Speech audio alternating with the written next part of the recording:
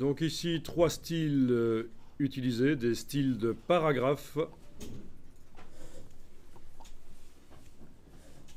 On a le style pour les titres, le style pour le corps du texte et le style pour les images qui sont dans le flux du texte. Donc les deux images là sur les deux premières pages ne subissent pas ce style, elles sont des images qui habillent. Par contre les images suivantes là, quand je clique avec l'outil texte et que le curseur clignote sur le bord de l'image là, c'est vraiment, on voit que c'est le style image dans la colonne.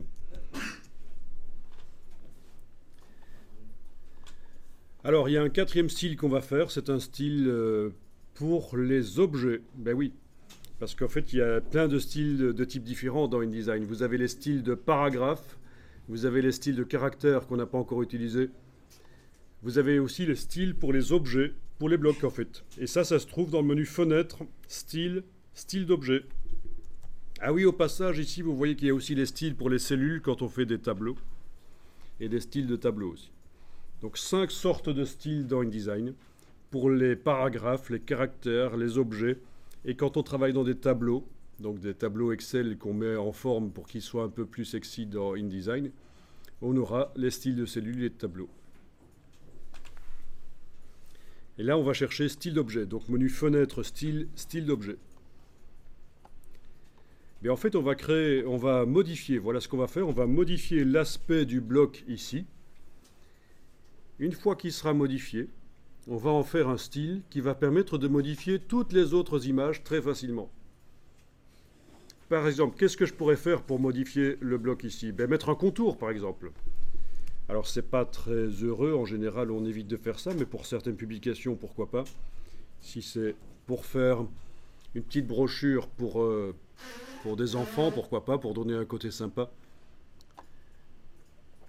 Donc vous pouvez sélectionner le bloc ici. Il apparaît bien en bleu. Hein, donc c'est pas l'image qui est sélectionnée, c'est pas le contenu, c'est bien le bloc, le conteneur. Vous mettez la case contour à l'avant-plan et vous allez choisir une couleur de contour.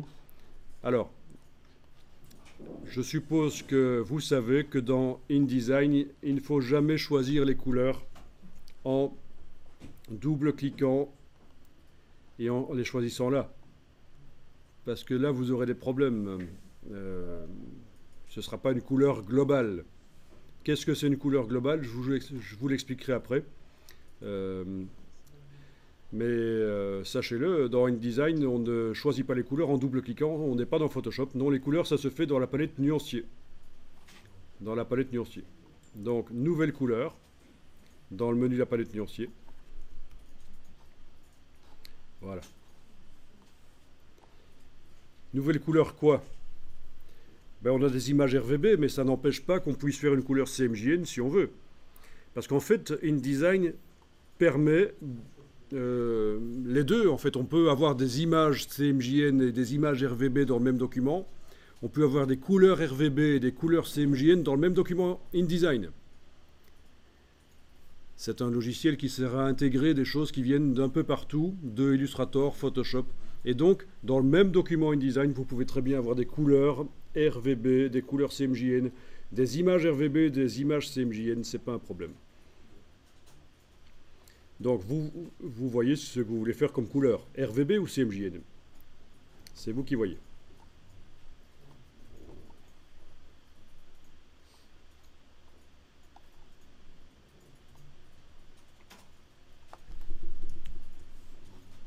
Ok. Donc voilà, mon image a reçu un contour d'une certaine couleur que j'ai créée dans le nuancier. Une couleur RVB d'ailleurs. Ah oui, on avait démarré d'un document de type impression. Donc les couleurs du nuancier sont d'office toutes CMJN, mais celle que je viens de créer est RVB. Ça, c'est parce qu'on avait démarré d'un document de type impression. Et je vous avais dit, mettez quand même des images RVB dedans. C'est mieux.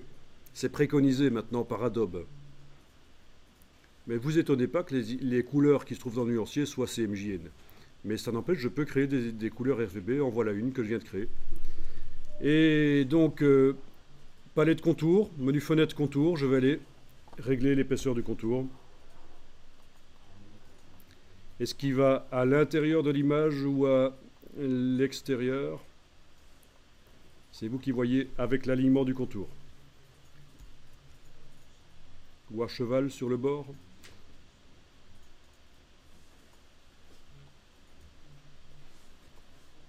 Est-ce qu'il a des bords arrondis ou pas, des coins arrondis? Bon, tout ça c'est vous qui voyez.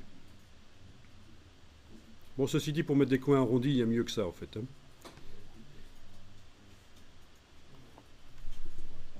Ok, vous avez un contour.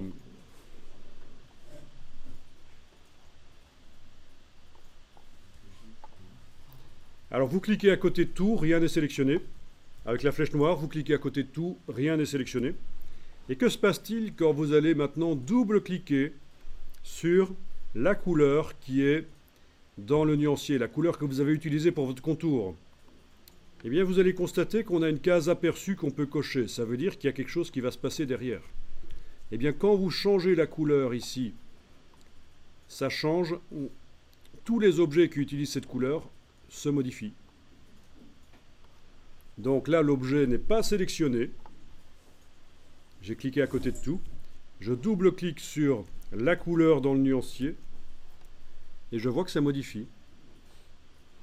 C'est parce que c'est une couleur globale. Et ça, c'est très intéressant. Ça veut dire que si j'applique une couleur qui se trouve dans le nuancier, je l'applique à différents objets, de la typographie, des fonds colorés, des contours, etc. Eh bien, en allant modifier cette couleur-là dans le nuancier, ça modifie partout, sur toutes les pages du document d'un coup. Très pratique, ça. Et c'est pour ça qu'il faut que les couleurs soient dans le nuancier, parce que si vous les créez en double-cliquant sur les échantillons, là, elles ne sont pas dans le nuancier. Sauf si vous faites ça, mais bon.